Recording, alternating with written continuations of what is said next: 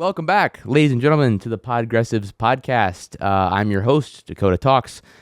This is my co-host, Ryder. What's up, guys? Welcome back. How's it going? It's going good. Everything in the news this week has been all fun and dandy, so we actually don't have anything to cover. We actually couldn't find anything. Yeah, no. Except for almost everything that sucks ever, which is a lot. Yeah. So we actually have a shit ton, is what I'm trying to say. Yeah, we have a lot today. We have at least a page of show notes to go over today. Yeah. But we really want to be covering, first of all, the insane situation coming from Gaza.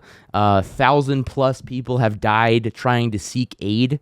But before we get into all of that and we talk about what's actually happening on the ground in Gaza with the ongoing current genocide, let's talk about the NelkBoys. Yeah, the real people who are actually on the ground and actually real journalists, the true journalists of America. If you guys haven't seen this, the NelkBoys, yes, the party frat dude vloggers who do pranks and all those things, they decided to do an interview that might be, I don't know, a little bit controversial. And a little maybe bit. Or maybe not completely set up. Who knows? Yeah, maybe just a little bit. So if you don't know what we're talking about, the NelkBoys interviewed Benjamin Netanyahu, the Prime Minister of Israel, which is actually insane. Like, genuinely fucking... When I saw that, I was like, I didn't have any words. I was just like, what do you mean? That's not real. That can't be real. It is real, and it's about Israel. Let's see. Like my Israel pun. From the river to the sea. Get them, boys. Go get them. Go. I'm going to get into where Smoke bombs like come through the windows. After we talk about this, we're also going to be getting into AOC's huge mistake on her voting against defunding the Iron Dome, as well as Tom Homan. We got some, I hate that guy. We got ICE videos, Epstein, new pictures of Trump and Epstein together. And Trump is trying to distract from Epstein by saying we should arrest Obama. So we've got a bunch of stuff to talk about. But let's just get into the NelkBoys. Let's get into it. Fucking so annoying. Okay. I just want to say something. When I was watching this, like, I think it was like the morning after it came out, the day after. It was hard to watch. Like I watched for a couple minutes. And I was like, it's very frustrating. I had to like click off, and I was like, I gotta watch a little bit of it at least. And I was like, okay, this is all just kind of bullshit. Yeah, no, it's super. I want to be honest. I haven't watched the whole interview, but I just don't fucking want to. Yeah, no. I don't want to hear propaganda by the head of Israel. Of Israel. I mean, it was literally like a PR thing. Yeah, we'll get into we'll get into that as well. But essentially, they were handed questions by like Israeli with like State Department, I guess. Yes, they literally handed them a sheet of questions. So we'll talk about that. But let's just start by showing the intro to the Benjamin Netanyahu interview conducted by the NelkBoys. Of course, they got this intro with like Donald Trump on it.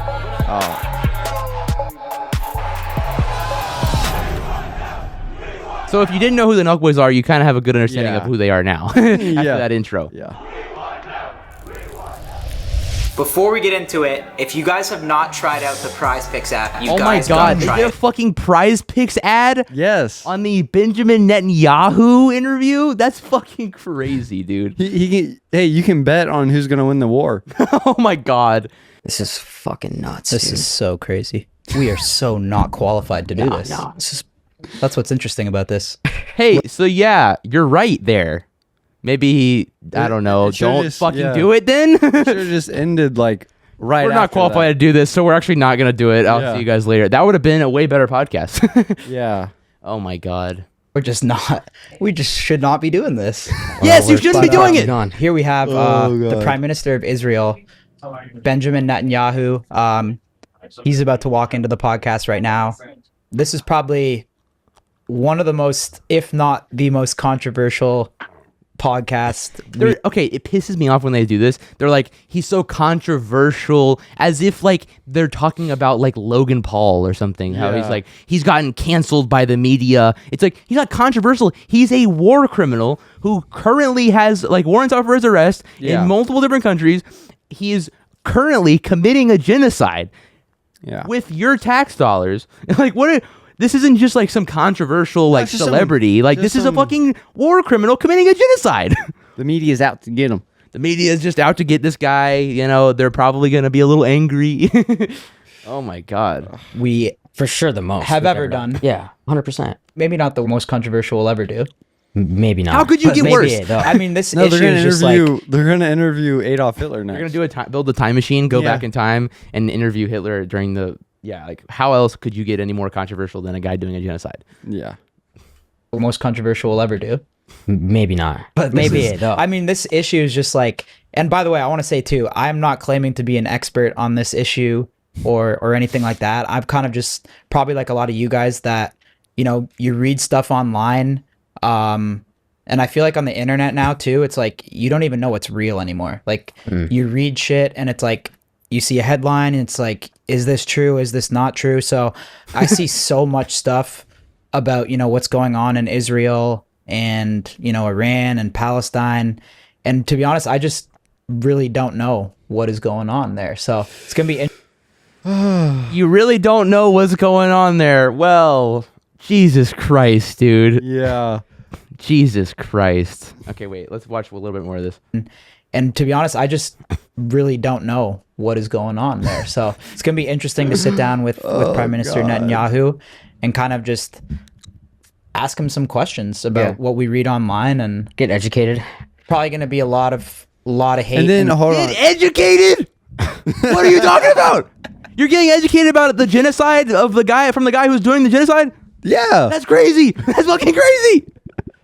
You don't ask fucking- Adolf Hitler about the Holocaust. Hey, Adolf, I don't know what the Holocaust is. Can you teach me about it? Yeah. What do you mean? What Like- the fuck do you mean? Yeah, dude, it's crazy because I'm God. trying to think of like, what can I, can you can't compare besides, oh yeah, let's just ask Adolf Hitler about the. That's literally the Holocaust. only like comparison that I can think Yeah. of to this situation. Or like, oh, let's ask fucking like Christopher Columbus about, the Native Americans or something like that. It's Yeah. like, what do you mean? Like, Yeah, and then it's like, we need to get educated, but they're gonna hand us like 20 questions on a paper. Yeah. that we can yap about and ask. literally, it is. I mean, so he even said himself. We'll show the clip later, but Yeah. there's a clip of him saying that. Yeah, and it's very, very insane. Like, I mean, I understand that from their perspective, they're like oblivious. They don't know what's Yeah. going on in the region. They don't really know anything about anything. It seems like. Yeah. And then they're like, oh, this guy who I see on the news sometimes,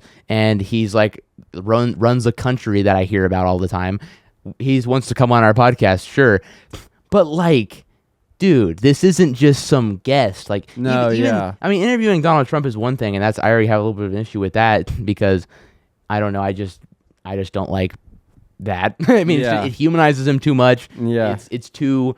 He's a very, very harmful person to a lot of people that I care about, communities that I care about, and these guys have him on, and they're just like, no, that's cool. You fucking crazy. So, what's your favorite burger? Yeah, what do you like to get at Like, McDonald's? I and like the shit? Burger King. And then they Double asked. Whopper. They fucking asked Benjamin Netanyahu about what he likes to get at Burger King. Yeah. Let's see if they had anything else to say about this. in the comments and stuff like that. In my opinion, I mean, dude, We're if journalists, right? We're we're technically journalists. How can you pass up this opportunity at the end of the Hey, they're not honestly doing much different than like fucking CNN does every time they have him Yeah. on. They're like, so people say you're killing a bunch of children. What do you say to that? And he's like, we're not. And they're like, cool. All right. Well, thanks for going on. Yeah, literally. It's like he's like Hamas. Yeah, they're like, oh, Dude, right. it's for so sure. crazy. October 7th, Hamas. So Yeah. go away. Yeah. They're like, right, for sure. It's also crazy because like everyone's like, Hamas shields itself within the civilian population or whatever. And there's a clip of him talking about that too. Yeah, and then we discover because of the Iranian attacks on Israel that literally Israel's IDF headquarters is like in a crowded area in a Literally. city. They're like missile defense system is like built in underneath the ground where it like peeks out, or I don't know, maybe not, but I'm pretty sure I saw. I mean, a clip it is. from Yeah. that. So they're just like, Yeah. yeah, it's crazy. But also, it's just it is absolutely an abject lie. Yeah. that they're hiding in hospitals and Yeah. schools and stuff. Like, Hamas was underneath the school. in fact, I've got some videos, and we'll show them later of literal individual young boys sitting down by themselves, getting bombs directly targeted to drop Yeah. on them. There's no Hamas person there. That's just a young man walking around, sitting on a dock. I'll show that video later. But let's watch this other clip of Benjamin Netanyahu talking about how Hamas is stealing the food that we're trying to give to them, to the Palestinian people. This is an abject lie again. Why do they say Israel's like starving the people of Gaza? Well, because we're trying to get the food in, and we let food trucks in, and guess what happens when we let them in? Hamas steals the food, takes the good. Hamas steals the food. They're not stealing the food. Yeah, there's no evidence. There's zero evidence to prove that that's the case. For itself, then they jack up the prices, and then they sell the food to its population, to its hungry population, if they give them at all, and then use the money that they take from their own people to recruit more killers into their terror machine. Why do they say Okay, here's what's actually happening. Israel is controlling, because first of all, Israel controls the borders of Gaza. They control everything that enters Gaza, and they block almost all humanitarian aid from coming into Gaza from any organization, except for the one that they control with U.S.-backed and Israeli-backed humanitarian aid sites. They decide what enters, and it's very, very little. It's usually just crumbs, it's flour, it's bread. It's jack shit. It's not enough by any stretch of the imagination. And organizations like the UNRWA, I believe it is, recently mentioned how they have enough food to feed the entire population of Gaza for 3 months, sitting at the Egypt border, and they're not allowed to enter. And that is directly because Israel's not letting it in. They don't let in aid trucks. They literally just don't let in aid trucks. And it's just a lie. What they do instead is instead of letting all these other organizations that are trying to give food to the Gazan people, they're like, we'll give you a little bit of food, and then when you come to get that food, we're going to have like 3 different aid sites, so you have to like fucking go into these like fenced areas, essentially cages, where you're waiting in this huge line. You probably have to walk miles to get there, and then once you get there, we're going to slaughter you. Over 1,000 people have died. We'll read an article about this later, but over 1,000 people have died directly going to aid sites. Like, that is not an accident. That is weaponization of aid. They're starving the population and then using aid, trickles of aid, to use as a weapon to kill people. It's fucked up. It's not at all what is going on. If Nelk fucking did an ounce of research, they would have known that. Yeah. But of course they don't fucking know that. That's just crazy and just like, ugh. Yeah. It's like, if that's your hard-hitting question, yeah, you don't have any kind of pushback. Dude, I'm not even joking. I think the most pushback from the clips that I've seen is literally of like them asking about what they're asking him. It was like what his favorite fast food is. Yeah, because they were like, they literally said, yeah, that's your worst take about Burger King. He said, I like Burger King more than McDonald's, and they were like, I think that's your worst take. It's like obviously I think they were joking a little bit, but still, like, it's way too humanizing of a guy literally currently doing a genocide. Yeah, it is absolutely unjustifiable. Okay, here's another clip from the podcast of Benjamin Netanyahu saying that explaining how they have to get rid of the Hamas terrorists if they can't do it safely without killing civilians because of the way that they're hiding in the civilian territory. Take care of the So we come in to take care of the Hamas terrorists. But the Hamas terrorists don't leave the civilian neighborhoods. And we say to the civilians, we call them up because we have their telephone numbers. We say, leave, please leave. We send them leaflets, millions of leaflets, please leave. We do everything that is possible that no army has done. They want to leave. You know what Hamas does? They shoot them. You say, we want you to stay because we want to have civilian casualties, because then they can show it on CNN or all these other networks and so on and claim that Israel is deliberately doing this. We're not deliberately doing anything. We'd like them to leave. And in fact, successively during the war, it's been now a year and a half, they finally do leave, most of them. So we've minimized those casualties, but it's not because we seek to have civilian casualties, it's because Hamas wants them. They're willing to sacrifice their own children, their own families. This is a lie. Both because they don't really care for human life, but also because they think it's very good propaganda against us. And if they just let them leave the war zone, get to the safe parts, safe havens that we've created in Gaza, no one would be hurt. And the minute Hamas lays down its arms, surrenders... Okay, here's something that's really, really, really important, though, is even if we conceded, which I don't, to all of the stuff he's saying, that they're hiding in civilian territories, why is Hamas there? Yeah. Why is Hamas so angry at Israel? It's not because they're just... Not that they're not anti-Semitic. Some of them probably are, especially in this situation. They're almost groomed to be anti-Semitic because people holding the Star of David are going, we're going to kill your entire family right now. I'm not saying that they should be anti-Semitic. I'm not justifying anti-Semitism. But what I'm saying is that if you are constantly being colonized by a group of people claiming they're doing that in the name of Judaism, then of course you're going to have resentment towards that religion. Not justifying anti-Semitism. But Hamas is there because of the colonial project occupying their land, killing their people, stealing their homes, bulldozing down their entire population, and then building their own cities there. It is a colonial project. It is an exterminationist, genocide. It's been going on for a long time. And that's why they're there. And so even if they are hiding in civilian areas, you're the ones that are occupying their area. Like, they're trying to defend their people. Not that I'm not justifying every single action that Hamas has done. October 7th, terrible. A lot of civilians died. Very brutal situation. But that it was done because it's a reaction to what happened to the Gaza people for the longest amount of time.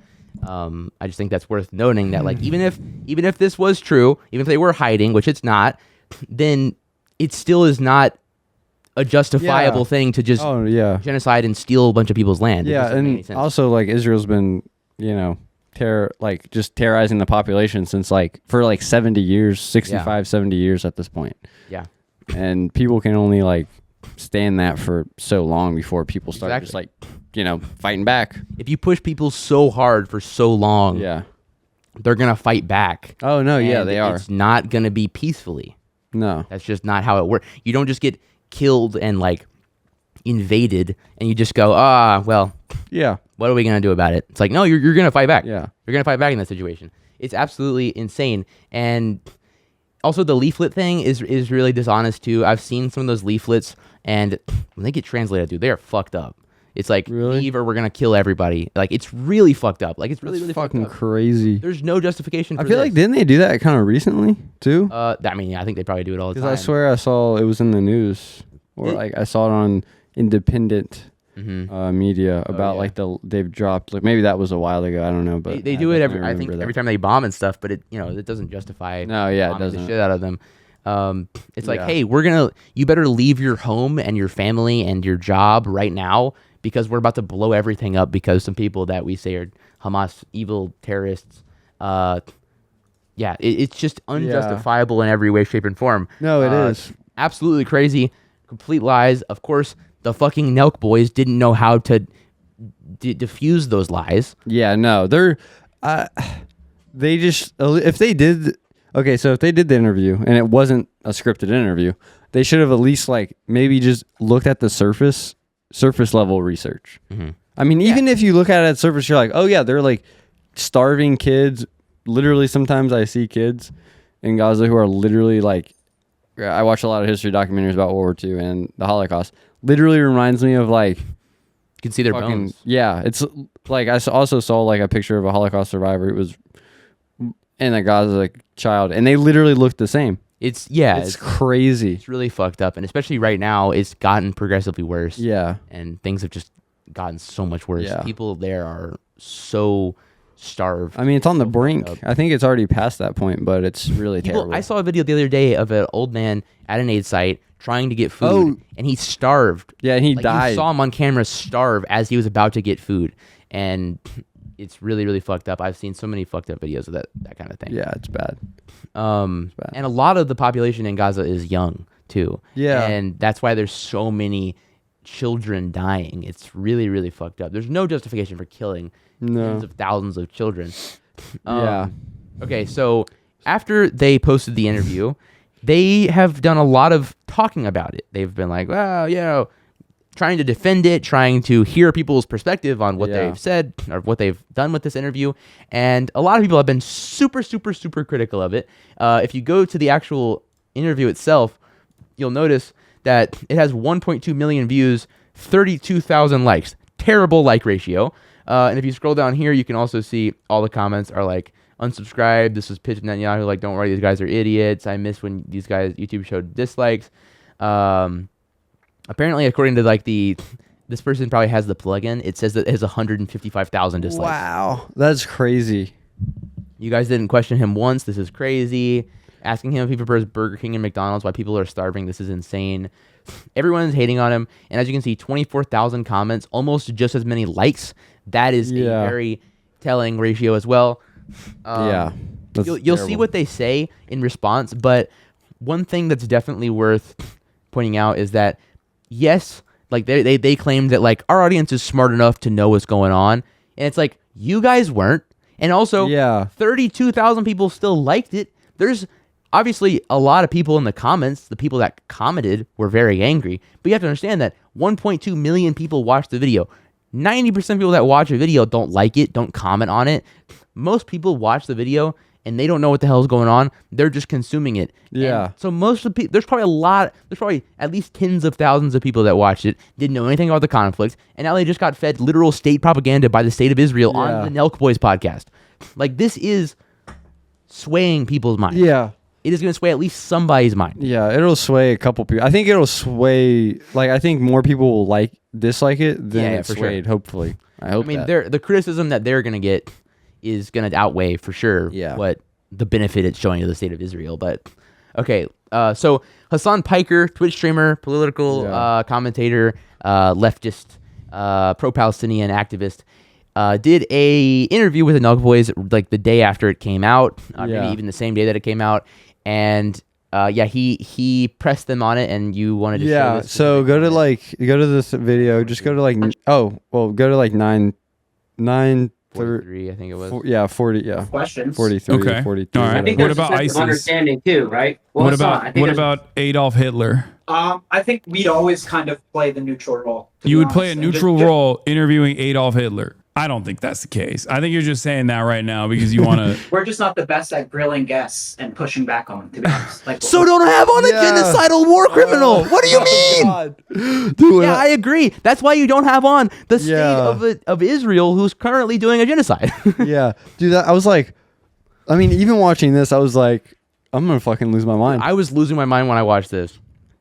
I was like, what the fuck is happening? And I mean, Hassan brings up a really good point of like the Nazi comparison. It's a really, really good point. It is like bringing on, and something that they said repeatedly in this interview with Hassan was like, yeah, we had on Benjamin Netanyahu, but next week we're gonna have on someone who has the complete opposite perspective. And so it's like, what do you mean by opposite perspective? When he asked him, what do you mean by who do you mean? Yeah. He brought up Sneeko, Candace Owens, like they brought up a bunch of neo-Nazis, like literal anti-Semitic, Holocaust deniers, people who claim to be pro-Palestine but are really just very bad faith anti-Semites.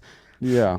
But yeah, we don't want you to have on someone like that either. Yeah, but the have thing on is, like Mohammed Khalil. you have on Mohammed Khalil, have on fucking anyone, anyone but Sneeko but even then, Candace like, Owens. don't fucking. That's not gonna fix it. Yeah. That's probably not gonna get nearly as many views as the fucking Benjamin Netanyahu one. Yeah. Like, it's not. It's so fucking crazy. It's literally like if you were like, yeah, sure, we had on Hitler to tell us about the Holocaust, but next week we're gonna have on Anne Frank, and we're playing a neutral role, so it's all good. It's like, no. Yeah. When you play a neutral role in a case of a genocide, or you play a neutral role in the case of an oppressor and the oppressed, it always favors the oppressor. It always favors the oppressor every single time. So that's exactly what they're doing. Either whether they're doing it cynically or not, I don't know. It kind of seems like they're just kind of stupid and oblivious. And they don't know what the fuck they're doing. I think it was more of that than like just like, I don't know. Yeah. And I mean, they don't know what the fuck they're talking about. At the same time, I think they knew deep down, maybe they didn't know the severity of it, but they probably knew everyone hates this guy, and if we do this interview, it's going to get a lot of views. People are going to be talking about it. We're talking about it right now. We're proving their point.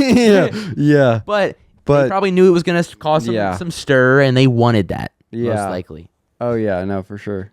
Wait, Wait, do we have we have your TikTok video next. I want to do this first. Okay. Nelk admits that they literally got questions. This is what we kept referencing. This is what we kept referencing about them getting handed questions.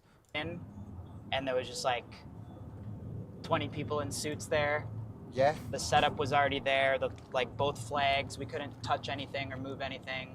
And they don't give you any restrictions like don't ask this. I'll be honest, they gave us a paper with questions to ask. But they also said they kind of, they gave us a script to ask, but we didn't really follow it. Yeah. We tried our very best to to ask. We didn't really follow it. Yeah, we just a little bit. We just followed some of it because we didn't really know honestly, what we were talking about. they didn't even need a fucking script to not talk about it because they didn't know what the fuck they were talking about Exactly. in the first I bet place. any of the questions they asked that had anything to do with Israel was probably from the list. Oh yeah, probably. I would Probably. assume. That's so crazy. Some questions, but I I think with, personally, I like the questions you. Dude, that guy is weird as fuck that fuck. guy. Yeah, fuck him. I like the questions you asked about him. Yeah. I like how you humanized him. Yeah, I like how you humanize a war criminal guy who's doing a genocide and Fucking crazy, Palestine. dude. Yeah, so I think I summed it up well.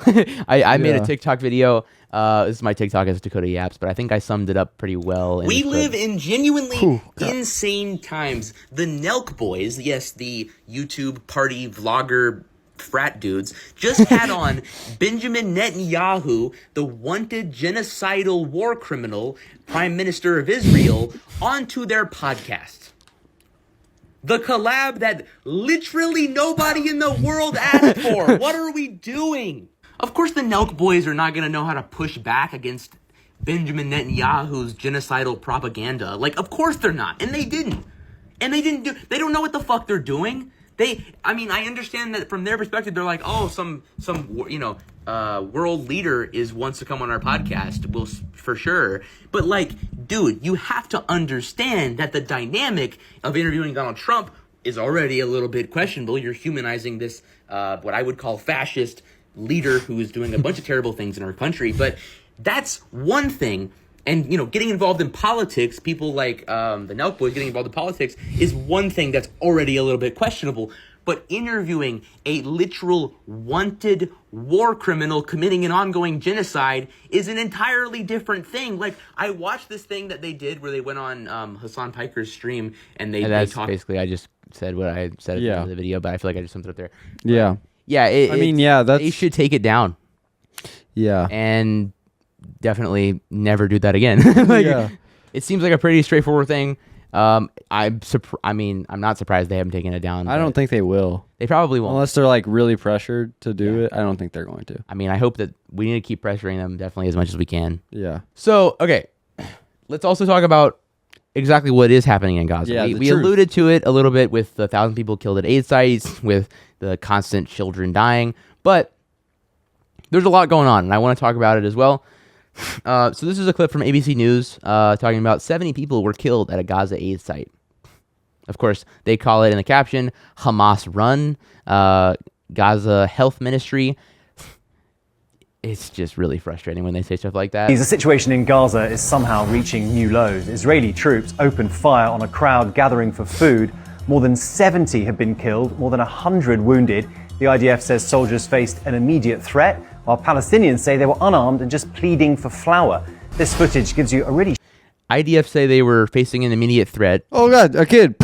Whose side should we take? They're doing the neutral thing again, right? Like, this is exactly what I was ABC News is being the NelkBoys right now. Exactly. It's like they are doing the exact same thing that I was just describing with the NelkBoys, where they're going, the IDF says that they were scared, and then the Palestinians say they just wanted some flour. And it's like, yeah, you're being neutral on this conflict. You're trying to do neutral journalism, but you end up just legitimizing what the IDF is saying to justify killing 70 Palestinians that are civilians trying to get aid from an aid site.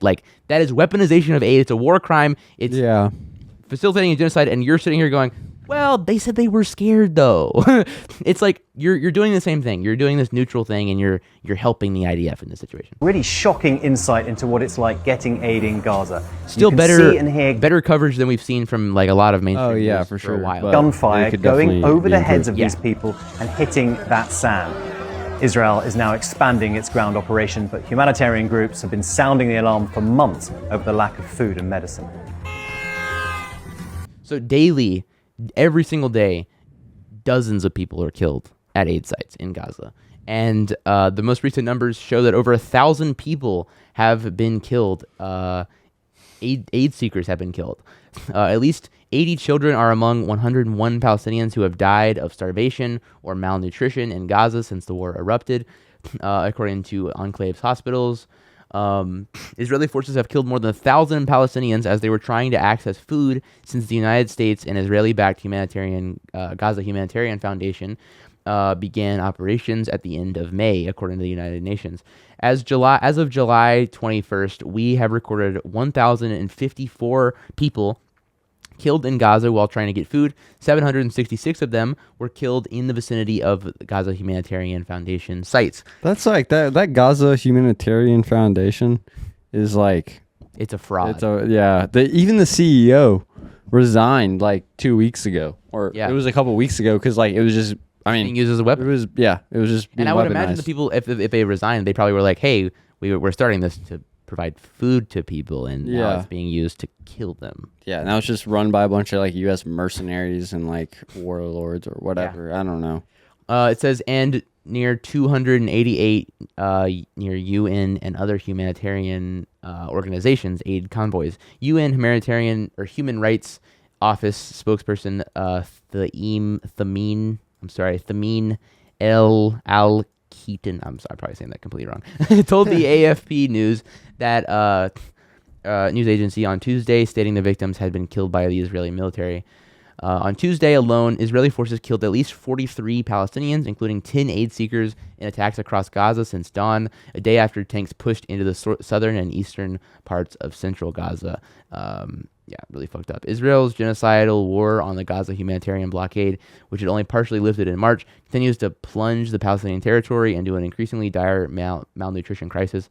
At least 15 people, including 4 children, have died due to starvation and malnutrition in Gaza within 48 or 24 hours.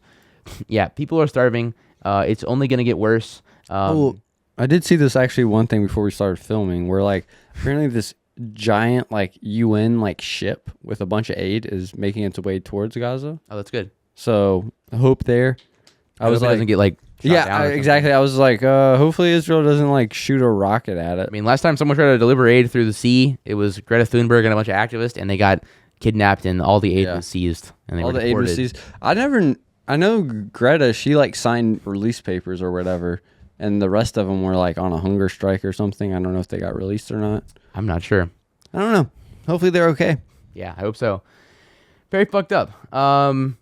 So yeah, that's something that's happening in Gaza. Another thing is people are using, I don't know what organization this is, or it could have been completely unaffiliated with any organization. It could have just been random people that wanted to like use the situation for clout or whatever. But aid workers caught on video giving fake support to Palestinians. This is in Gaza. You can see these people are recording, giving a package of aid to this Palestinian child outside of his tent.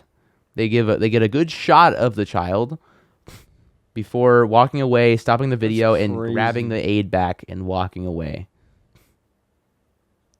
Some of the most fucked up things ever. I really, really hope that whatever organization this I have a feeling that it's just like IDF soldiers in like aid worker clothes or whatever. It definitely could be. And just like doing a PR stunt or whatever. I don't know. It could easily be that. It could easily be some sort of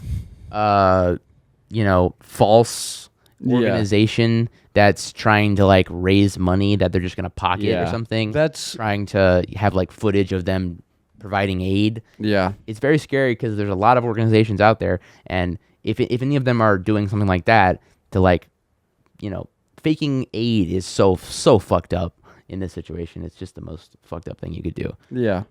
Okay. We were talking about this earlier, how Hamas is hiding underneath. They're using human shields and they're staying in densely populated areas. Well, what happened here, Benjamin? Young man, this is crazy. Seen targeted by this kid. Damn. This kid very clearly was just. He's probably gonna die too. It says a Palestinian youth was targeted and killed by Israeli gunfire while appeared in a live social media stream from Gaza port area. The shocking incident, captured real time by viewers around the world, shows the victim collapsing mid-broadcast as gunshots echo. It's crazy, man. Like, where are they just like looking through the? Oh, there's a little boy sitting there, Hamas, or there's a young man sitting there. He must be Hamas. That's crazy.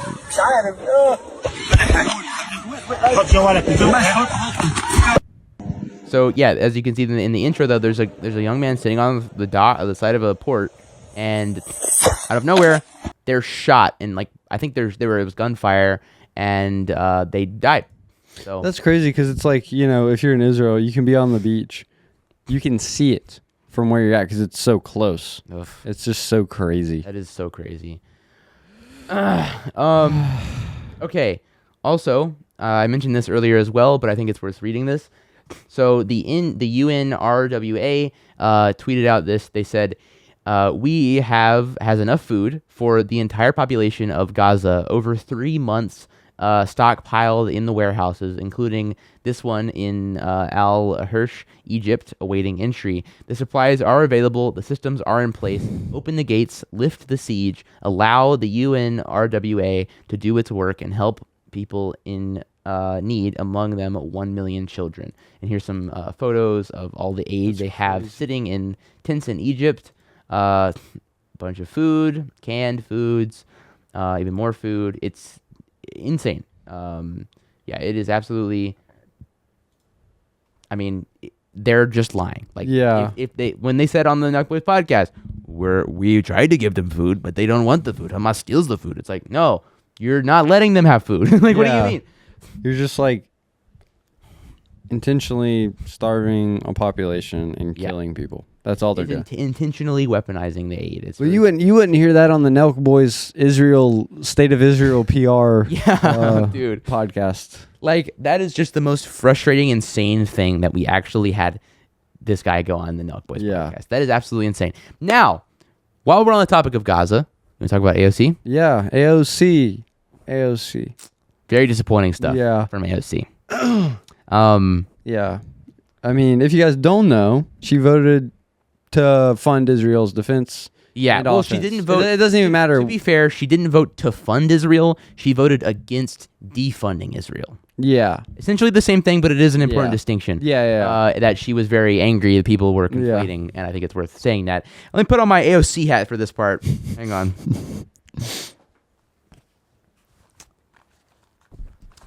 Okay, so I got my AOC hat on. It says "Tax the Rich." I'm someone who usually supports AOC. I think she's one of the best members of Congress we have, and I still feel that way.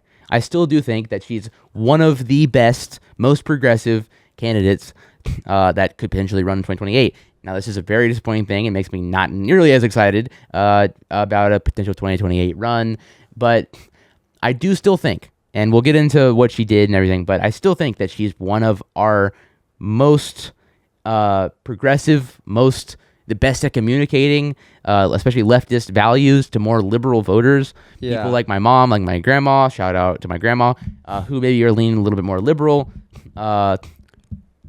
Enjoy people like AOC, who calls herself a socialist, calls Israel's war a genocide, as it deserves to be called. However, she, in her tweet or whatever, she literally said that it was a genocide. yeah, she said it was a genocide, but she says, but I'm going to continue funding it. Yeah. But let's read her tweet here. So if you guys don't know, basically Marjorie Taylor Greene, yes, Marjorie Taylor Greene, the crazy QAnon, just insane nut job. Republican nut job, the Jews are controlling the weather person, very crazy person. We're and AOC uses this, of course, and I think there's a reason why she is doing this. Yeah. I don't agree with it. We'll talk about it. But Marjorie Taylor Greene brought up a bill that essentially would be a vote to it was an amendment to a bill that would defund Israel's Iron Dome, which is their missile defense system that essentially allows them to bomb whoever they want, and if there's any sort of retaliation, face very little consequences. Now, when Iran was backfiring from the preemptive quote-unquote strikes that Israel did to Iran, they were able to actually break through the Iron Dome. Yeah. But regardless, it saves them a lot of civilian casualties because it saves them so many civilian casualties, they feel empowered to do whatever they want to whoever they feel like. Oh, yeah. Because they can get away with it because their people are not going to die because they're not going to face any consequences. Yeah. So, yeah, I was like maybe Marjorie Taylor Greene put something in there that's kind of because I was kind of looking at everyone's stuff. There's nothing. It's just straight you know. No, what I you mean, said. Marjorie Taylor Greene is a crazy person, but Yeah. this bill was not a crazy bill. No, it wasn't. It was a perfectly reasonable bill. Yeah. Or amendment or whatever it is. For sure. And so people were criticizing AOC for this because from what it looks like, she just said, I'm going to be voting against an amendment to a bill that says we're going to do any sort of defunding of the state of Israel. And that, among progressives, is not very popular. Yeah. So here is what she said. She said, people exploding this false messaging that I voted for a bill plus funding that I quite literally voted no on. The threat environment this morning is scary. Doesn't help anyone drag me for the position if you disagree, but don't lie. It's out of control. Saying I voted for this funding is false. She says, Google is free. I did not vote for any funding to Israel. I voted against it. Receipts are attached. Remember, just because you see a meme doesn't mean it's true. And if you are really believe that Marjorie Taylor Greene is an ally to the Palestinians and a welcome part of our coalition, then that voting against her amendment that was actually designed exactly for this chaos is constructive and to be supported, then you can have her. Thanks. And then she attaches some photos of the bill and the whether that she voted on it. Yeah. There's a big problem. Yeah. Yeah. Is that some things that she mentions as well, which not in this post, but she mentions as well, is that it wouldn't have passed if she had done the vote. Is Marjorie Taylor Greene bill, and she here's what I think she was trying to do. Yeah. Here's why I understand what she was trying to do, but I don't agree with it at all. I think she was trying. She's so online and she's so like worried about being perceived in a certain way, I think. Yeah. And when she saw Marjorie Taylor Greene proposing a bill that's defunding the Iron Dome, she thought about it. She was thinking, what are the headlines going to be if I vote for this? And it was going to be AOC votes for Marjorie Taylor Greene bill to kill Israeli citizens or something. Like that's probably what she was thinking, but she should not have caved to that. And I think it's a big loss. And I think that's it's just a huge L. It's a huge L politically. It's a huge L politically. It would not have passed. Probably going to dissuade people from maybe voting for her who liked her before. Yes. Definitely. A lot of people. Hopefully she comes out sooner rather than later. She needs to fully apologize. Apologize and take be my like, AOC hat off. Yeah. Apologize and be like, hey, sorry. The reason that I voted. She needs to concede and move forward and do better. Yeah, no. Yeah, that's what I think too. I just think that she needs to definitely educate herself maybe a little better on the situation, and maybe I don't know. Did she just see oh, Marjorie Taylor Greene put this? I'm gonna vote against it. How come Ilhan Omar and Rashida Tlaib voted for it? Are they Nazis? Are they anti-Semitic? I don't think she would say so. No. Yeah. I think she maybe politically was trying to make a calculation of if she runs for president or if she does for the how taking Hakeem Jeffries' spot or whatever she ends up doing.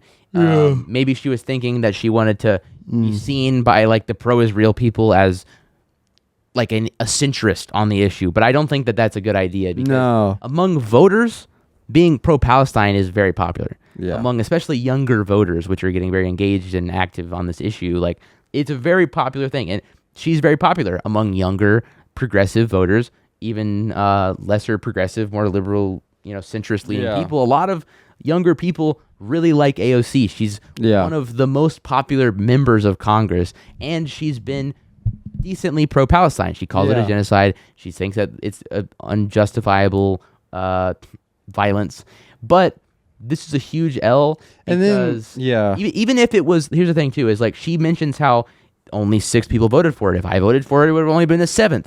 It wouldn't have passed anyways. But why are you guys so mad? But that is proving our point more, because you should have just, at the bare minimum, used this moment to vote for it, to show solidarity with the Palestinian movement, and avoid this obvious outcry. And then if you thought it was a problem, which I get kind of what she means by Marjorie Taylor Greene, I don't want to be associated with her name. I get that. And then she voted for it. She could have denounced Marjorie Taylor Greene. Like, But hey, supported I the voted. message, yeah, yeah. supported the message and denounced her and be like, Agreed. I don't support her. She's, anti-Semitic a little bit, a lot. Yeah, she's a very terrible, insane person. And then, but then you could have been like, but the movement, I wanted to be supportive of the movement, so I voted for it, even though I know it's not going to pass. It's still good to vote for it because people will look at that stuff. Pull a Zoran, and what I think is honestly the best situation is stand up for it. Vote for this because it's. Here's the thing too: is even if it just defunds the Iron Dome, she claims that if we defund the Iron Dome, all it will do is lead to more civilian casualties on the Israeli side. Yeah. It won't stop the genocide. But the thing is, Israel right now, as I just described a minute ago, has this calculation where they go, we can bomb whoever the hell we want to, and we won't face any retaliation because our people, our area is basically secure by this Iron Dome defense system. They have the calculation to make every single time they bomb some other country, which they do all the fucking time at this point. They Syria, bombed, Iran, 3 countries in the past month. Lebanon, or something. Gaza. They bomb a shit ton of countries. And so every single time they do that, they go, if those people try to come back at us, we have the Iron Dome. We'll probably be fine. They have impunity to make any decision to bomb anywhere they want to. And that is maybe not directly funding the genocide, but it's giving them the ability to do it safer. Yeah. It's giving them the ability to do the genocide without having to make that calculation of, is this going to backfire on us? No, it won't, because we have tax-funded Iron Dome. And so you should be against that. You should be against any of our tax dollars going to fund the genocidal apartheid state of Israel doing the genocide. Whether it's defense, it doesn't matter. It doesn't matter at all. Yeah. And again, even if she was against it, I think even as just a shallow political move, she should have voted for it. Yeah, no, for sure. And then that's all you got to do. Yeah. You don't even have to stand up. Rashida Tlaib and Ilhan Omar, I don't think I've seen them come out and been like, yes, I voted for Marjorie Taylor Greene's bill, and she's a scary anti-Semite and all these things, but I still support the bill. Like, she didn't say anything. She just literally was like, they just voted for it. That's all you got to do. Just AOC's kind of weird support. on that kind of stuff because I was watching this Hassan thing. I think it was when he was reacting to the Bernie Sanders, the new Bernie Sanders Joe Rogan podcast. Oh yeah. It was something about that, and he's like, AOC screamed at Bernie Sanders when he went on the Joe Rogan's podcast when he was running for president in 2016 or whatever time it was. Mm-hmm. And I think she's just too online in general, and I think she needs to kind of especially when she's making these decisions, she just needs to do what's right in the moment, and then. She did the right thing, so then she just has to just do the bare minimum to defend herself. Yeah. Even if, I don't know. Another thing is, even if she had done this because of some move where she was scared about being in a headline, the worst possible thing you could do in response to that, to the backlash that was received by the left, is to get all defensive, post 17 different things talking about how the left eats itself and is doing all these things and is attacking you, smearing you, and all these things. That is the worst possible thing you could have done, AOC. You made it so much worse by being so defensive. At the end of the day, it doesn't really matter that much because her vote wouldn't have changed anything, but she didn't show solidarity with the Palestinian movement in this instance. She should have, even if it was just as a political move. And on top of that, she was incredibly defensive of all of the very valid criticisms against her, which, sure, some of them are probably bad faith, but a lot of them aren't. A lot of them aren't. No. I had a comment on this that I wanted to read too. Yeah. I got one of the top comments actually. Damn. But I said, AOC, you're one of the best representatives we have on the left, and you're phenomenal at communicating. However, you made a mistake in not voting in favor of any sort of legislation that defunds our involvement in a genocide, and instead being so defensive. I think you should apologize. And then I had some people come back at me. Who replied to you? A lot of people were replying to me. One of them in particular was this one right here. What the hell? Oh, wow. Wait, was this the one I'm talking about? No, it wasn't that one. It was... Oh, I guess I did a couple of replies. Yeah, so someone said basically that... oh, dang, I guess they deleted their reply. But they were basically saying that, it's just going to kill more civilians and things like that. And I said, I think that anything that lessens our involvement with the genocidal apartheid state is something that you should stand for, whether that means their defense budget, allowing them to essentially receive no consequences for their actions, or it be their weapons used to kill children. And at that point, and that point of not making the difference furthers my point, because she could have even just used this as a political move to show solidarity with the Palestinians by voting against funding Israel in any sort of way. Like that is, I think, the end of the day. And then I also, this one more part, someone was saying how she's like pro-genocide and stuff, and I said I disagree. I don't think she's pro-genocide. I think she's just misguided.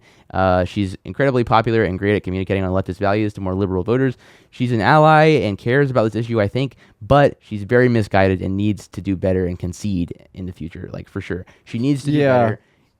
I don't know a whole lot about her voting history in the past. I hear it's not perfect on this issue. Yeah. But from where I'm standing, from what I've seen of her myself, she does still seem like an ally on the issue of Gaza and on a lot of things like this. Yeah. But this is a huge, huge misstep. And Yeah, she needs to do better, and she needs to stop being so defensive about it, for sure. Yeah, she just needs to, like...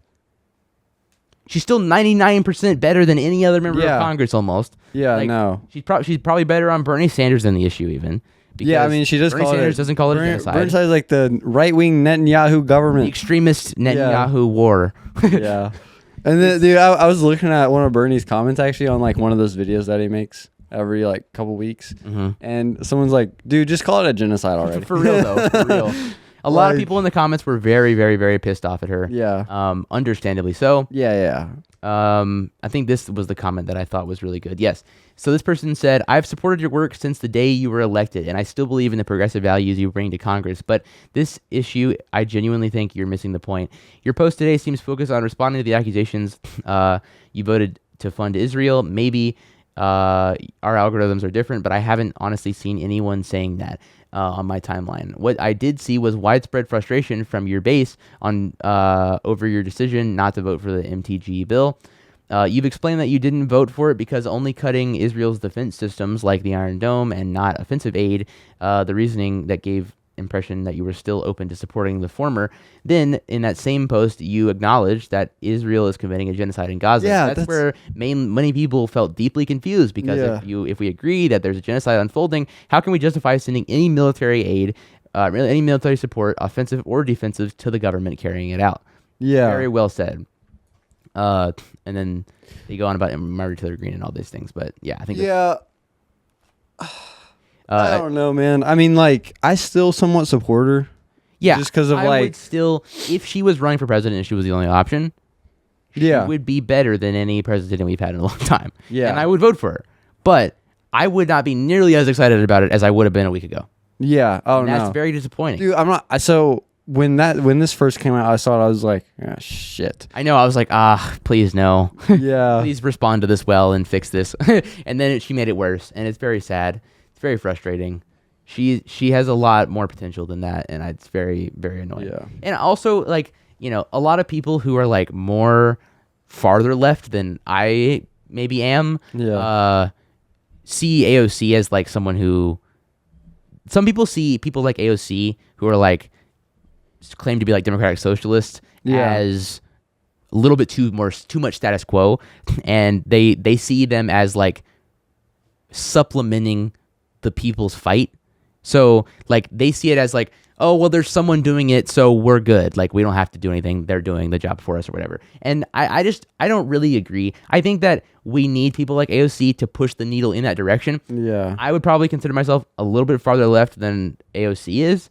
And you know, but I do think that someone like AOC being a prominent member of the Democratic Party is pushing things in the right direction. Yeah. And so to me, like if people like AOC, people like Bernie Sanders, people like Zoran Mamdani are becoming big people in the Democratic Party, it's not perfect, but it's way better than what we've had before. Yeah, it's better than Chuck Schumer. It's better than fucking Hakeem Jeffries. It's better than Kamala Harris. It's better than Joe Biden. It's better than Obama.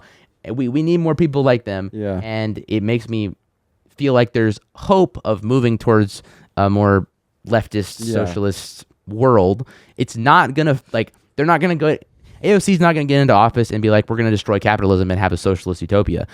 That's not going to happen, but it's getting a lot closer. No, a lot closer than it is now. It's a lot closer than having Kamala Harris in there, for sure. Yeah. And so we have Donald Trump. Or Donald Trump, for sure. Yeah. And if we have fucking someone like Kamala Harris try to run again. I heard something like she's keeping the door open, running again in 2028, which would be fucking crazy. I'm not voting if she's running in 2028. Like, I would honestly. vote, but I would be very angry about it. Yeah, I would have to think about it. To be yeah, honest, yeah. like it's just a waste of time. She'd probably do a primary. Yeah, hopefully. I hope the Democratic Party does a fucking primary. If I'm they sure don't, they will. They don't do a primary. Chuck Schumer, 2028. I want Chuck Schumer and Hakeem Jeffries. that's my 2028 Dude, ticket. they just write in. Just write them in. Yeah, just write them in. No, it's so funny because like, dude, if they ran, that would be so perfect, but it would be so crazy. Dude, that would be the worst ticket ever known to humankind. They would say so. They would say so much, but it would literally mean nothing. Actually. Oh my god, dude, that would be insane. I don't know. It was just like, and then Israel today, Israel tomorrow. Yeah. That's like, Hakeem Jeffries. Can I like blow my brains out? Yeah. Okay, this is another thing that happened with the AOC stuff that we should talk about. So AOC, after she essentially capitulated to this, I don't really. Her office was vandalized. Yeah, I don't support that. I'm not supporting that either. I just don't. But really I also I'm not going to condemn it because people feel very as this sign says, AOC funds genocide in Gaza. She didn't defund it. Yeah, no. She continued it. She did not support a bill to defund it. Yeah. So that does say something. Like, I don't support vandalizing her place, but I'm not gonna condemn it because people are angry about this shit, and they should be, and she should feel backlash for it. So I hope, I don't think this is gonna fix it. But I do think she deserves the criticism. She deserves pushback. I think she deserves the pushback for sure. But this is some pictures I also don't think that I don't know. It's like it's hard because it's like I wouldn't participate in this. Yeah. But No, I'm I not going to wouldn't condemn either. it personally. No. Okay, so there's the AOC fund genocide in Gaza. They put red paint all over her office to kind of show blood of Palestinians. They put it over her face over here. You can see it splashing it on her face. This is a fight for a future. They said, comrades left a note stating the Bronx is sick and tired of people like AOC and Richie Torres using us as a stepping stone for their own Richie political Torres careers. is fucking crazy, dude. Yeah. The Bronx stands with the people of Palestine, and we denounce the hypocrisy of AOC who voted to fund Israel's ongoing genocide and starvation campaign in Gaza. Fuck AOC, they said. And then there's more pictures of the sign. So, again, she didn't necessarily vote directly to fund it. She voted against defunding it. Yeah. Very, it's not an insane difference, though. And she should do a lot better. Yeah, no. Sure. Hopefully she will. That's the moral of the story. Yeah. So this is something. Oh my god, dude! I was pissed the fuck off when I saw this. You've seen this, right? Yeah, I saw it. So, William Anthony McNeil Jr. Is a black man who lives in Jacksonville, Florida, and he was recently stopped in a traffic. He was recently had a traffic stop by a bunch of police officers for having his headlights off. And major crime, by the way. Yeah, major crime, violent, and he was beaten up very aggressively. And we're gonna show the video. So trigger warning: it's police brutality for sure. When he pulled me over, he walked up, opened my door because my window don't work, right? Okay. And then I said, so what I did wrong? Yeah. He said, well, for one, your headlights are off under this weather. I'm like, okay. There's multiple people headlights off, first of all. And then there's no rain. It doesn't matter.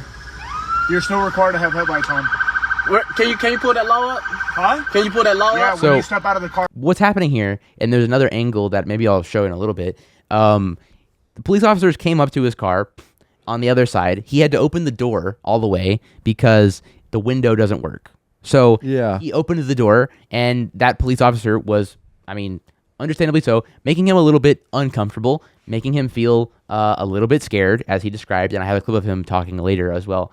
And he was a little bit frustrated as well because he feels like, I'm pretty sure what he was feeling in this moment was that he was being racially profiled, because that's what it seems like. Yeah. Because they're like, hey, you have your headlights out, and it is a little bit questionable, especially because of how many fucking police officers are there for this. But I know. They go up there, and he talks to this police officer. He gets frustrated, and he is talking about it. He's like, the window is broken. That's why he doesn't have the window rolled down. And then he closes that door and he talks to the police officer on the other side of the car. He's still talking to them. He's not showing any intent of running away or anything like that. He's not showing any intent of being violent in any way, shape, or form. But here's what happens. Can you call your supervisor?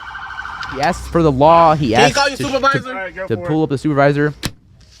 And then the cop breaks into his window. Exit the vehicle now. Exit the vehicle. Punches him in the face very hard. Show me your hands. Here.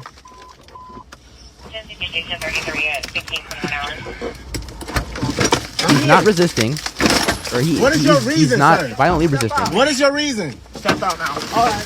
Oh, damn, bro. Pulls him out of the car, and they all four of them beat the shit out of him. Stop fighting. Put your hands behind your back. Put your hands behind your back. Hands behind your back. What's wrong with you? I was putting my hands behind my back. Ain't no talking now, man. Ain't no talking. Fucking tooth shit, bro. I was doing it, bro. What's going on, man? You're under arrest. That's what's going on. No, bro. Yes, bro. You Yes. have a lawful reason, Big bro. knife center in here too. He was not showing intent to run. He was not showing intent to be violent. He was asking to talk to a supervisor. Yes, he was resisting. I'll say that. He was saying no, like they said multiple times before this, like they're like, we're gonna break into your window, we're breaking into your window if you don't come out of the car or whatever. But that does not justify this in any way, shape, or form. It's crazy when the guy was like, "Can I call your supervisor?" The guy just like, they're like, "All right, break his window open." Yeah, he's like, "What are you fucking talking about?" Like, that's fucking there is no mind-blowing. reason to do this. Even if he said to the cops, like, "You guys are dirty pigs," like even if he said that to them, that does not justify breaking his window, ripping his door open, beating the shit out of him, and pushing him to the ground. That does not justify it. All these cops are just like, just pussies, bro. They're just like, they just get their feelings hurt. Four fucking guys to fucking beat the shit out of a guy who just had his headlights off in the weather. It's like, that is completely unnecessary. And then I mean, I'm sure you have a video. I don't know if you want to talk about it right now, but then you say like they're not facing any charges. That's crazy. Yeah, dude, being a cop is just like, you don't have to worry about any accountability. You can just do whatever the fuck you want. And literally, like be like, oh, okay. Look, I maybe go on leave, get paid to like not do your job for like a month. Yeah, it's like I got paid leave because I beat up another minority.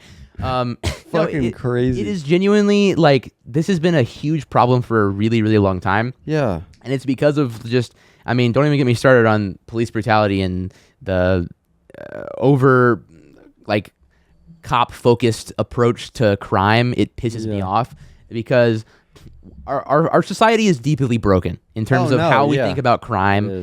Because we had the war on drugs. We had the war on drugs. We had the war on terror. We got a bunch of shit. But we have like situations where every single time anything happens ever in the news, that's a crime. A terrorist attack, anything. It doesn't matter. Like someone shooting up a school, someone doing any sort of crime, even local news. Yeah. The first thing is always to talk about the police investigation into it. Now, I'm not saying that people who commit violent crimes should not face jail time. Of course they should. But what I'm trying to say is that we see crime as something that the only way to fix it is to be hard on it, to arrest people. But most of the time, with stuff like this, where your headlights out, you don't need to fucking you don't need 5 police officers to beat the shit out of him, to beat and out arrest the shit him out for of that. Like that is not a justifiable resistance to that. And like my point is that most of the time, like the cause of crime is not the lack of police, and adding more police does not lower the crime. It just ups the amount of people arrested. And when you have so much police, and then especially when they're able to get away with a bunch of crazy shit because of like their unions, and I'm not an anti-union, but you know, in terms of police the police unions it's are a little bit questionable. Dude, oh god, I saw this one clip of like, I don't know, it was a police. The police were in the news for not a good thing, which they're rarely in the news. They have a great union. Yeah.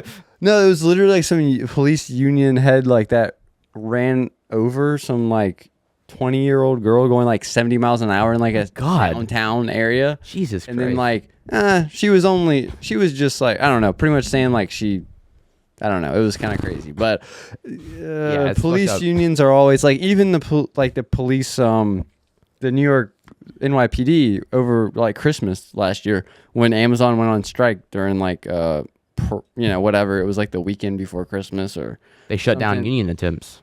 by Yeah, other literally the police arrested like multiple Amazon workers outside the Amazon facility for just exercising their First Amendment right, protesting, or trying to unionize. And then like meanwhile they have a union. Yeah, they have a police union. I'm not anti-union by any means, but when they're able to get away with anything, they're almost anything. They are often seen as above the law. Yeah, they can constantly do shit like this. Not every cop is racist, but there are a lot of racist cops. There's a lot out there that can get away with a lot of shit, and it's really fucked up.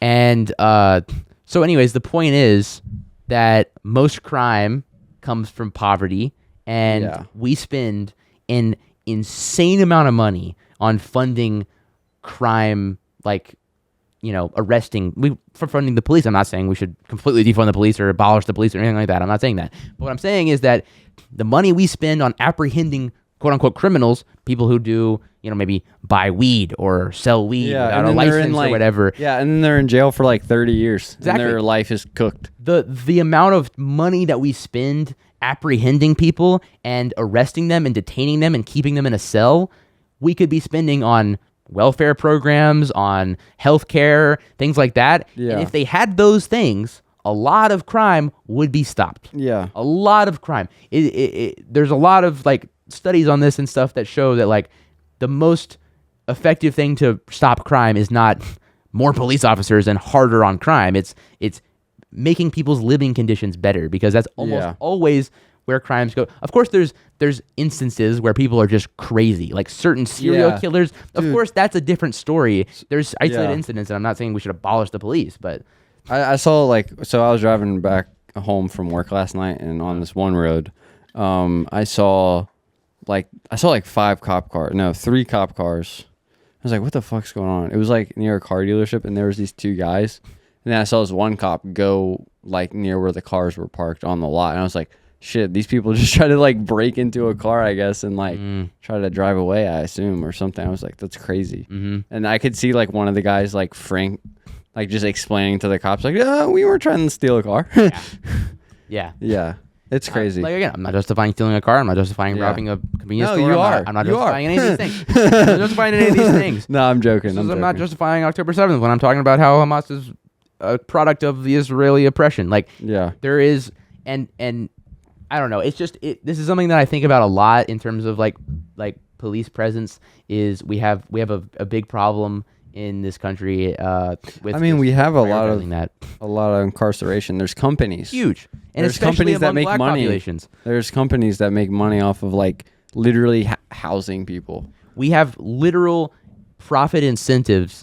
To arrest people, which is crazy. I think we're the only country, maybe a few others, but not a lot of countries. And also, we have outsized populations of black people arrested and minority populations arrested for the exact same crimes that white people are arrested of less. Not because black people are inherently more criminal, but it's just because the material conditions. Because the material conditions are worse, because of the racial profiling. They're more likely to be caught with weed or something like that, because they're more likely to be stopped because of their skin color, because of racial profiling. On top of that, they're also more likely to commit a crime not because they're criminals, but because of their conditions that are caused by the societal oppression that they faced for centuries. So they're shit. It's just a fucking terrible system. And instead of fixing that system, we're going to fund a bunch of state police officers to go literally arrest you when you do anything that is out of the order. And then when you get arrested, then it's impossible to get a job. And then you're fucked even more. Exactly. And now you have a kid, and now your kid is growing up without any money because a dad got arrested when he was a kid because he didn't have any money either. And so now you just fucked an entire bloodline of people. And that's just exactly how a lot of populations are. I don't know this guy's exact story, but the point is, like, it's a big problem. The way that we handle police and crime in this country. Not because we're letting them out of prison, we're letting the migrants out of prison or whatever. But okay, here's the Jacksonville sheriff talking about justifying basically the police action. Wait, here, this isn't the clip I wanted to show. I wanted to show the other one. This is him saying what happened. Oh, resisting, idiot! There absolutely was force used by the arresting officers, and yes, that force is ugly. And just because force is ugly does not mean it's unlawful. Just because force is ugly does not mean it's unlawful. Dude, it's like one of the officers like gave that guy who like broke his window as soon as he said call the supervisor, and then he just like Yeah. he's like, okay, got you. He said call the supervisor, and then the guy's like, I'm gonna break the window in, and he's like, go for it. And then they just yeah punch. Like there was no need to punch him in the face. yeah It no was like this. They broke down his window. He sat there, stared. They said, show us your hands. He went like this. And then they fucking punched him in the face, pulled him out of the car, and 4 cops started beating the shit out of him. There's no reason to do that. Zero reason to do that. It's absolutely insane. And the fact that they're able to get away with it is absolutely insane. I know that he was charged with resisting arrest without violence. Yep. But there was, when I go back and look at the other video, from the cell phone video, Yeah. I can understand the officer punching the window out. But what I don't understand is, and I know you said that this was not ruled criminal, sucker punching the guy in the jaw. First of all, let me stop you. Not a sucker punch. I'm not. What do you mean not a sucker punch? The vehicle now. Exit the vehicle. That's not a sucker punch? That's not a fucking sucker punch? Excusing that administratively. I'm gonna stop you. Not a sucker punch. I'm not excusing that administratively. I'm gonna say that to you one more time. I'm not excusing that administratively. There are things that we definitely need to look at, but the context of this video should tell you everything you need to know. But Yes, it does tell me everything I need to know. It tells me that your officers are racial profiling a guy Most likely. and violently At the arresting bare him. minimum, they are violent. Yeah. Unnecessarily violent Yeah. to a non-violent resistance of arrest for something that is very, very minuscule in the grand scheme of things. It is a very, it is not warrant this at all. Yeah, no. Okay. So his dad, his attorney, and himself actually responded. Really wanted Holy to know, shit. You know, why I was getting pulled over and why I needed to step out the car when I know I didn't do nothing wrong.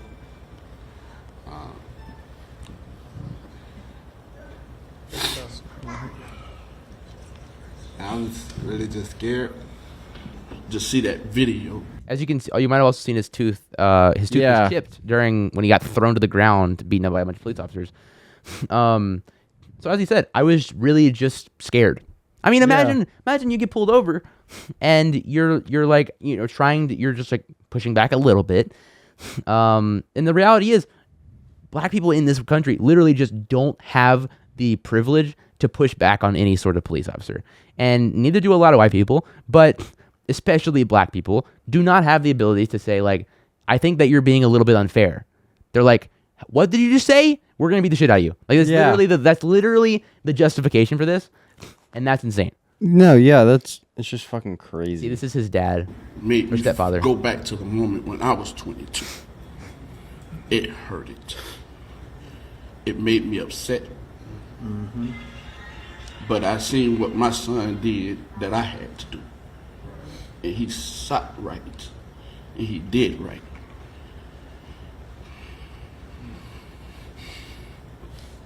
To see that,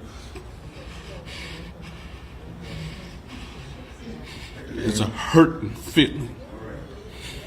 To be a father that loved God first. Mm-hmm. And to see all my kids not being able to wake up in the morning and get a phone call saying your child is gone. Wow. That's a hurting feeling, but I thank God. Yes. Because God got it.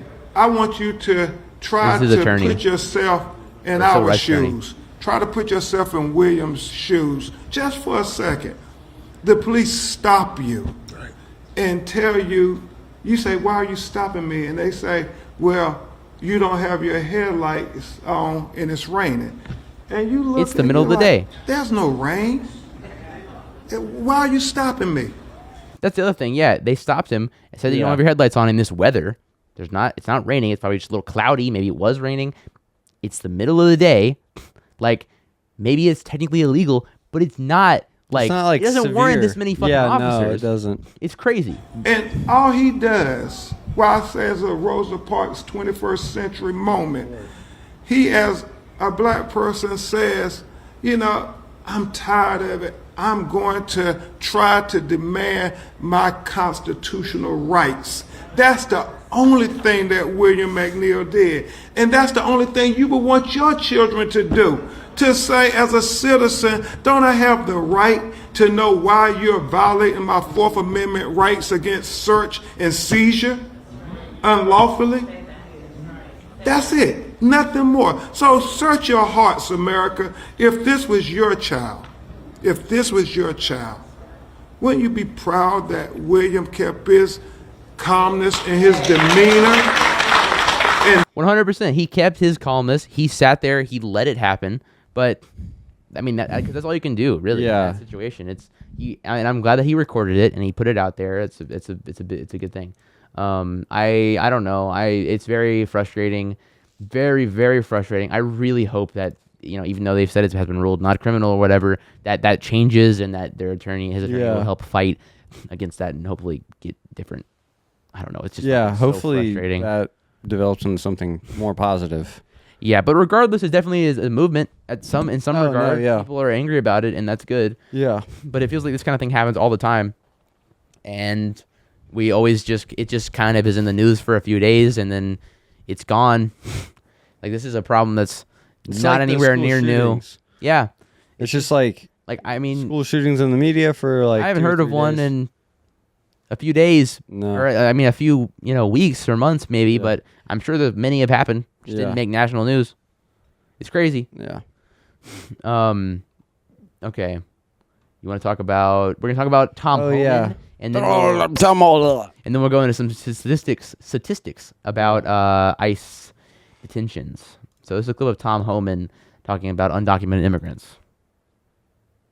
Another story about how most people in ICE detention aren't criminals. Now the story is, how bad of a criminal they have to be. I saw a story the other day. Only 1% of the illegal aliens removed were murderers. Are you kidding me? Being in the country illegally is not illegal anymore? You got to commit a murder to be deported? Then I read another. Being in the country illegally is not bad enough. You got to commit a murder to be deported.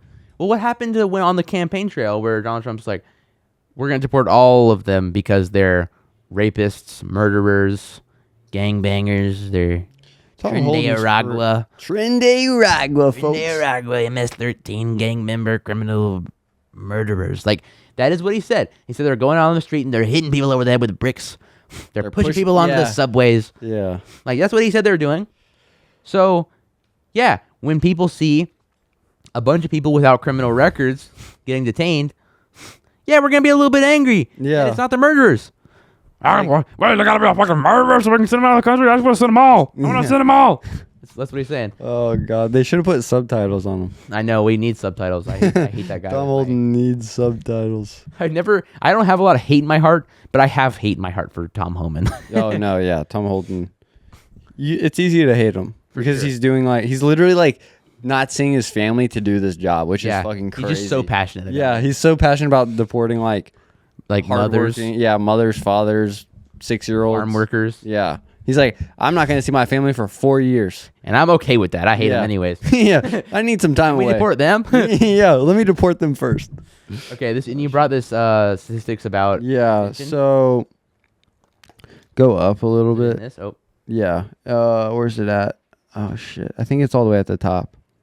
What the fuck? You had it on your doc though. I did. Okay.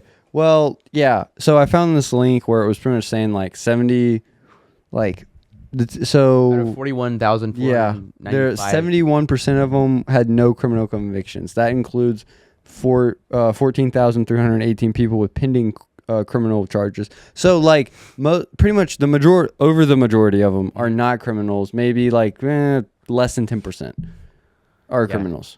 Yeah, or I guess about 30%. Yeah, about 30. That's still minimal. That is 71%. I tried to find a graph or something that would explain it better, or maybe just numbers, but I don't know where the fuck. I don't know. Probably was on this. Maybe I don't know. This thing that I just downloaded, but let's see if we. Oh yeah. I can't open it. Oh damn it. Okay. The point is. Yeah. The point is they're fucking lying to you when they say they're deporting all criminals. Yeah. Literally. They are not mostly criminals. Yeah.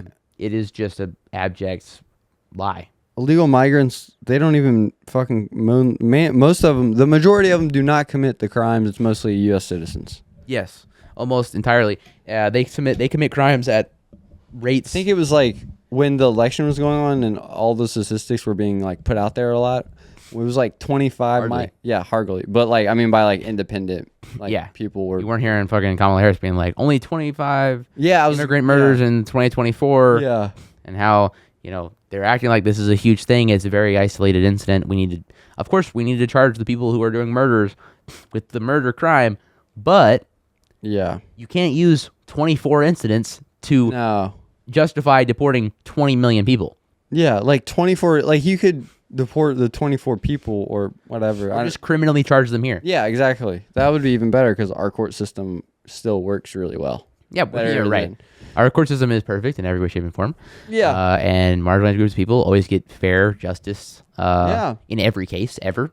So it's good. Perfect. Case closed. Yeah. No. It's absolutely crazy. And I don't know. There's not a lot to say about that. But yeah. Go back to the page. I still don't know. Like, I'm trying to while find you look it. at this, I'll say, while I was recently talking to someone. Okay, I don't see it on there. About one of my more like Republican-leaning conservative friends who he sent me a thing that was like from a video talking about how we shouldn't call ICE agents like scum or Nazis or whatever. And I I argued with him a little bit. It was all in good faith. It was all good conversation. But my point was just sort of like anyone who is deciding to work as an ICE agent should feel ashamed of it. Yeah, that's why they have masks.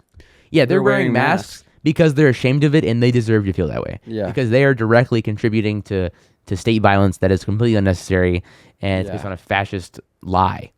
And they should not feel proud to do that. I don't care if it hurts their feelings. I don't care if they have lives and families that they're trying to feed by working as an ICE agent. It is selfish at the end of the day for ICE agents to justify their actions in any way, shape, or form. They should not feel proud. At the bare minimum, they shouldn't feel proud to do what they do, is my perspective. I think we should totally abolish ICE. Totally abolish it. I feel like that's going to be like in 2028 when like we have a Democratic primary. Hopefully they do a primary.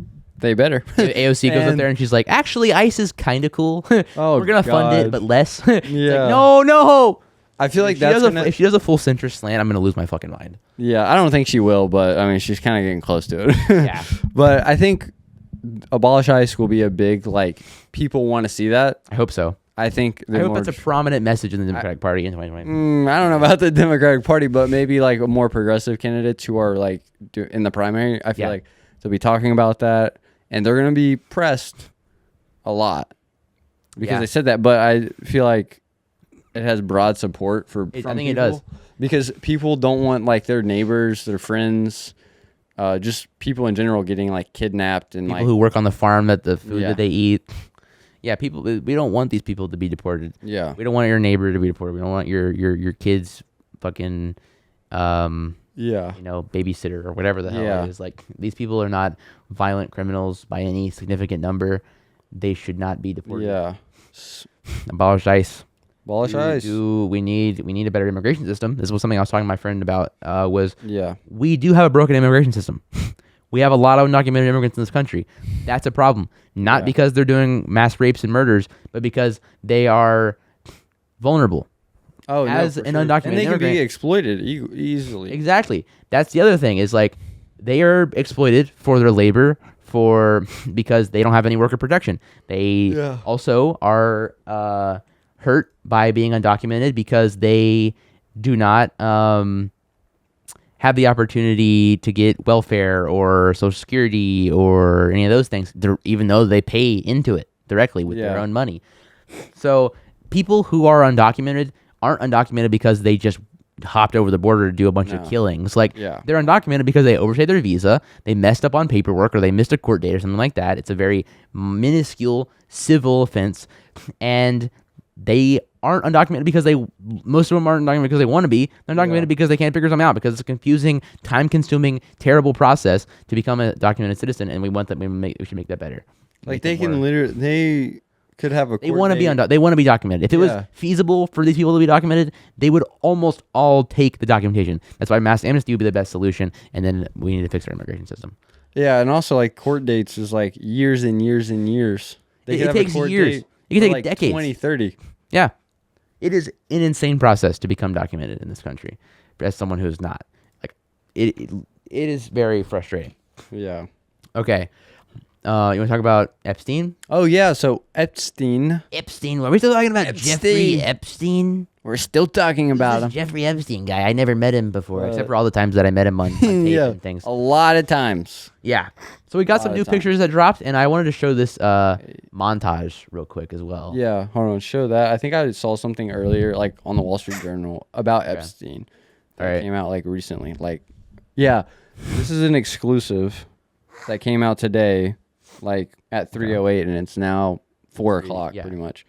Justice Department told Trump in May that his name is among many in the Epstein files. I heard that they found his name 10,000 times. I mean, when they searched for it. I wouldn't be surprised. Among a bunch of other names as well, but I mean, yeah. Okay, so this is a montage of like a bunch of Trump and Epstein close moments. I think it's just worth showing. Jeffrey Epstein was running a sex trafficking ring in the early 2000s that included underage girls as young as 14 years old. Donald Trump in 2002 said of Epstein, he's a lot of fun to be with. It's even said that he likes beautiful women as much as I do, and many of them are on the younger side. He routinely spoke fawningly of Jeffrey. He admired Epstein's lifestyle. Your daughter, she's beautiful. Can I say this? A piece of it. She's actually always been very voluptuous. What does Tiffany have of Marlon's? She's got Marla's legs. We don't know whether or not she's got this part yet. You were playing tennis and you came off the court. Quote, look at that piece of I would love some of that. It so happened that Trump was referring to Cohen's then 15-year-old daughter, Samantha. I had the impression that he was interested in younger women and that, you know, women would age out for him. Miss Teen Universe? Yeah, that's like giving Jeffrey Dahmer a cooking show. I'll go backstage before a show, and everyone's getting dressed and ready and everything else. And I'm allowed to go in because I'm the owner of the pageant, and therefore I'm inspecting it. And I standing there with no left. Donald Trump is heard making questionable comments about a young girl. You're going up the escalator? I'm going to be dating her in 10 years. Can you believe it? A lawsuit against the presumptive GOP nominee alleges he raped a girl when she was 13 years old. Prince Andrew answering questions for the first time about his friendship with convicted sex offender Jeffrey Epstein. I don't know Prince Andrew, but it's a tough story. Trump has been photographed with Prince Andrew as far back as the year 2000. Ghislaine Maxwell is a I don't know Prince Andrew except for all those times I met him. Dude, it's so crazy that Howard Stern show back in the piece day. of ass, isn't she? Dude, there was some crazy fucking times. Yeah, and then in the new photos that were released, some of them show Howard Stern. Yeah, I think it was one of them. It was one of them that they had. So yeah, there's new photos. I hate when CNN's thing. I hate the way they have it designed. So that's dude. Actually, so there's Trump, Epstein, and the girl. The girl. That's right.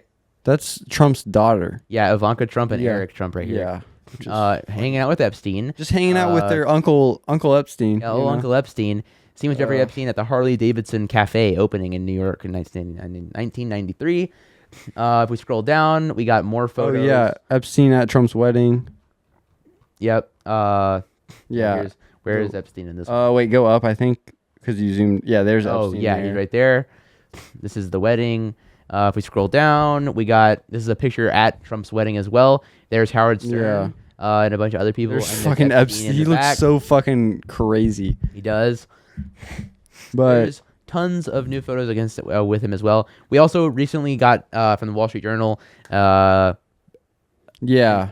letter that Donald Trump sent to Epstein. Yeah. For his, like, I think it was one of his 50th. It was like his 50th birthday. Donald Trump, he's a doodler, apparently. Yeah, he doodled a naked woman on the front of it. And signed his pubes. And signed his name in the southern region. Yeah. You know how his signature's all crazy. Yeah. So it looked like pubic hair. My camera battery just died. So I'm going to have to do the rest of this without my camera. I'm sorry. But I think this is kind of the last thing we can talk about. We can end after this. We've been going for a while, I think, anyways. Going for an hour and a half. Yeah. This is another hour and a half podcast for you guys. Yeah. Moral of the story is, it's not looking great for Trump. A lot of stuff's coming out. More and more stuff's coming out about their relationship. I guess we can say this real quick because it's part of it too. For some reason, the House just canceled Congress Mike Johnson canceled Congress until September. So there's rumors that they could be scrubbing Trump's name from the files and then releasing it and be like, oh, look, Bill Clinton's there. Don't worry about Trump. Also, Ghislaine Maxwell was doing an appeal, and Trump's former defense attorney had a meeting with her. Yeah, she said, I don't know. Wonder what that was about. Yeah. Was she going to say something that... No, there's the assistant attorney is going to meet with her in a couple of days. I thought they already did. I guess they haven't yet. By the time this comes out, they probably will. Yeah. But yeah, the point is... Dude, this Epstein meeting stuff is crazy. Like, it sounds like to me, and I'm speculating, but it sounds like they are, trying to get some kind of deal. 'Cause I would imagine Ghislaine Maxwell has a lot of evidence and things to say about Trump's involvement, and they probably don't like that, so they want to make some kind of deal with her, I would imagine. Yeah, I feel like if... Either that or she's going to mysteriously die. Suicide. Die. Yeah, die. We'll see how that goes. Yeah. She's going to get some kind of cabinet position. Oh, God, dude. Oh, God. If Trump... Okay, this is what I'm thinking. She's going to be like the head of the Jeffrey Epstein case. Yeah. Dude, everyone would, reject that. Yeah. No, that would be insane. I don't think it's going to be something like that. Not that I mean, there obvious. was rumors that he was going to pardon her. Yeah. Which I feel like if he did that... I wish you will. That would just make her more unpopular. I mean, make him more unpopular with this among his base that really wants him to release the files. Yeah. We'll see how it goes. Yeah. I'm sorry my camera keeps dying. I'll have to... My camera's just not suitable for an hour and a half long podcast. Can you, plug it in? No, but I could replace the battery if we really needed to go for this long. Yeah. Well, I guess we can wrap up. Yeah, we can wrap up. That's cool. Yeah. Fucking A. We'll see you guys next week. Yeah, we'll see you guys next week. I'm sure nothing crazy will happen. Dude, I guarantee you we'll be yapping about Epstein next week. We'll be talking about Epstein, I'm sure. I'm sure more stuff will happen in Gaza. I'm sure more stuff will happen with so many different things. Yeah. It's just I'm just glad we live in simple times where nothing ever happens. Yeah. Ever. It's like a quiet news week. There's nothing to talk about ever anymore, No. It's boring. Nope.